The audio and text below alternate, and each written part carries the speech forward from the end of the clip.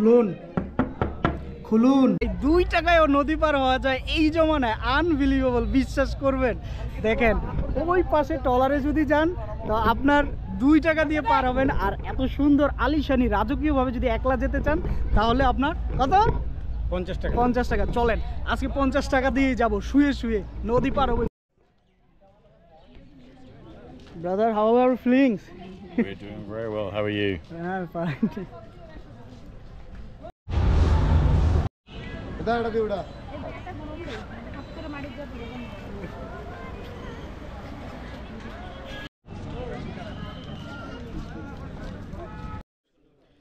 Panam city আসলে অনেক সুন্দর, নিট অ্যান্ড ক্লিন, পরিষ্কার পরিচ্ছন্ন, ছবি তোলার মতো এবং ঐতিহ্য দেখার মতো দারুণ একটা জায়গা।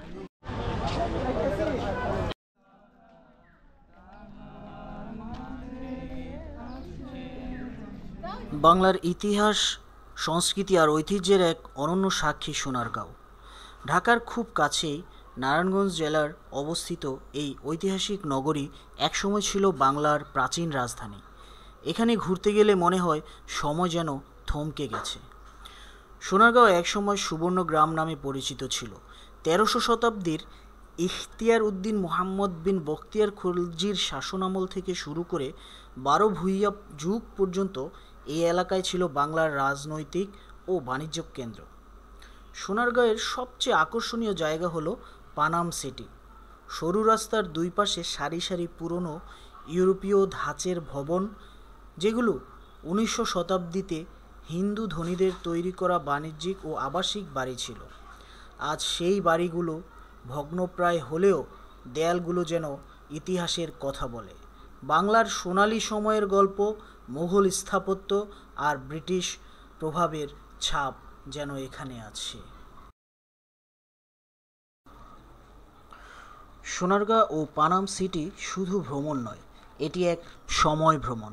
এখানে গিয়ে আমরা অনুভব করতে পারবো বাংলার ইতিহাস, সংস্কৃতি আর ঐতিহ্যের আসল সৌন্দর্য। একদিনের ছুটি কাটাতে চাইলে এই জায়গা হতে পারে আপনাদের সেরা গন্তব্য। চলেন আজকের ভিডিওটি শুরু থেকে শুরু করা যাক।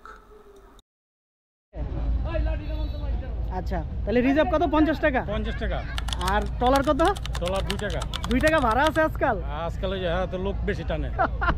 ভাই 2 টাকায়ও নদী পার হওয়া যায় এই জমানায়, আনবিলিভেবল, বিশ্বাস করবেন।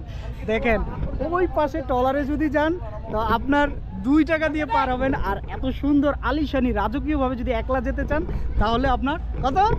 50 টাকা। 50 টাকা। চলেন আজকে 50 টাকা দিয়ে যাব, শুয়ে শুয়ে নদী পার হবে। বিশাল শীতলক্ষা নদী না এটা? হ্যাঁ, শীতলক্ষা নদী। তো গাইস 2 টাকা নয়, 50 টাকা দিয়ে নদী পার। আপনারা চাইলে 2 টাকা দিয়েও ওই ট্রলারে পার হতে পারবেন। ওইটা হচ্ছে পাবলিকের সাথে ঠেলাঠেলি, ধাক্কাধাক্কি, মারামারি সব কিছু কিন্তু ওইখানে থাকবে। তো চলেন, এই হচ্ছে ঘাট। আমি এখন বন্দর ঘাট দিয়ে পার হয়ে যাচ্ছি। এই যে এটা হচ্ছে কিন্তু লঞ্চ ঘাট, টার্মিনাল ঘাট। আর এটা হচ্ছে বন্দরের নৌকাগুলো। এই নৌকার সৌন্দর্য অনেক সুন্দর। একবার আসলে এই নদীতে দীপুক ভাই রিজার্ভ চালাচ্ছে না। এখানে কিন্তু অনেক স্রোত আছে, যেটা হচ্ছে যারা সাঁতার জানেন না তাদের ভয়ের কারণ হতে পারে। তো আমার একটু একটু ভয় করছে, তো এই জন্য বড় নৌকা নিয়ে চলে যাচ্ছি।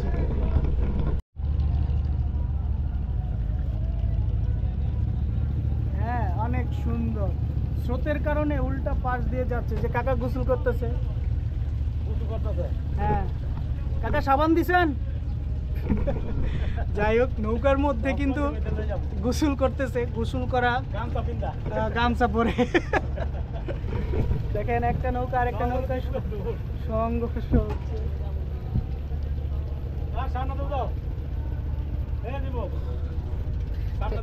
এই যে আমাদের মাঝি ভাই খুব সুন্দর করে চালাচ্ছে।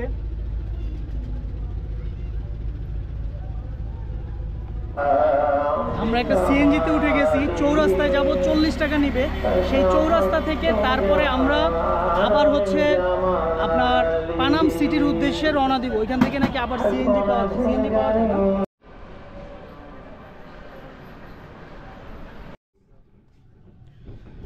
আমি এখন চলে আসছি সোনারগাঁও মিউজিয়াম জাদুঘরে। এখানে এন্ট্রি ফি হচ্ছে 50 টাকা। তারপর যদি আপনি বড় সর্দার বাড়ি, যেটা বড় একটা ইয়ে আছে, সেখানে ঢুকতে আরও 100 টাকা লাগে, 150 টাকা টোটাল।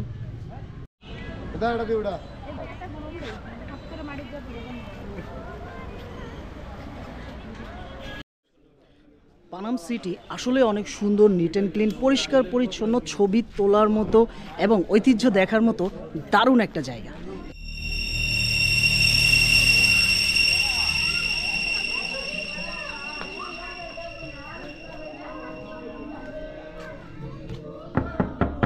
খুলুন খুলুন। একটা সময় এই জায়গাটাতে দরজাতে নক করলে কেউ না কেউ খুলতো, কিন্তু আজকে কালের বিবর্তনে সেই নক করার লোকগুলোও নেই, দরজাও খোলে না। একদিন আপনার আমার সবার এই সময়টা আসবে। আমি যত বড় বাড়ি করি, যত বড় গাড়ি করি, সব কিছু একদিন না একদিন বিলুপ্ত হবেই, এগুলা রয়ে যাবে, কিন্তু আমি হয়তো থাকবো না পৃথিবীতে, থাকবোই না, এটাই বাস্তবতা।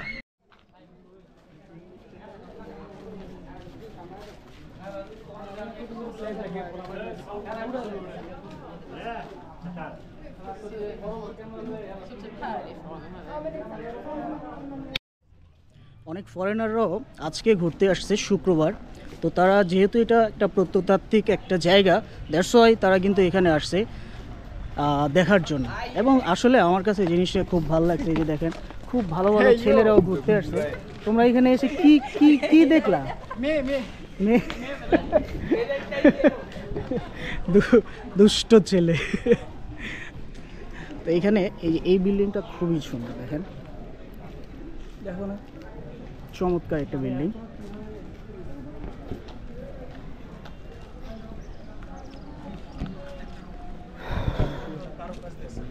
মার্বেলগুলো কিন্তু ক্ষয় হয়ে গেছে, দেখতেছো মার্বেলের কাজ।